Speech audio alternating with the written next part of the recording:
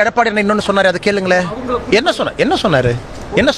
உங்களுக்கு மீடியாக்காரங்களுக்கு night debate ஓடணும், வேலை இல்லாத 4 பேர்த்த கூப்பிட்டு டிபேட் நடத்தணும். அண்ணாமலை இது சொன்னாரு, எடப்பாடி அண்ணா அது சொன்னாருன்னு. எடப்பாடி என்ன தெளிவாக சொல்லியிருக்காருல்ல, நானும் தெளிவாக சொன்னேன்னா, சொன்ன இடத்துல ஏடிஎம்கே என்ன குறிப்பிட்டேன்னா, உங்களுடைய நியூஸ் சேனல் ஓட்டுறதுக்கு நானும் எடப்பாடி என்ன கிடைச்சமா? நீங்கள் நைட்டு ஓட்டக்கூடிய டிபேட்டுக்கு இந்த அரசியல் விமர்சகர், எந்த அரசியல் கட்சியும் சேராதவர் 2 பேர்த்த கொண்டாந்து உட்கார வச்சு நீங்கள் 7லிருந்து 9 மணி வரைக்கும் டிபேட் நடத்துறதுக்கு நான் சொன்னதையும் அண்ணன் எடப்பாடி அவர்களையும் சொன்னதை திருச்சி பேசி, நேற்று நான் பேசினதில் அதிமுக நான் குறிப்பிடல, பாரதிய ஜனதா கட்சியோட நிலையை பற்றி நான் குறிப்பிட்டிருக்கேன். ஏடிஎம்கேவை பற்றி அண்ணன் எடப்பாடி அவங்க பேசுகிறாங்க. ஏன்னா அதான நியாயம் தானே?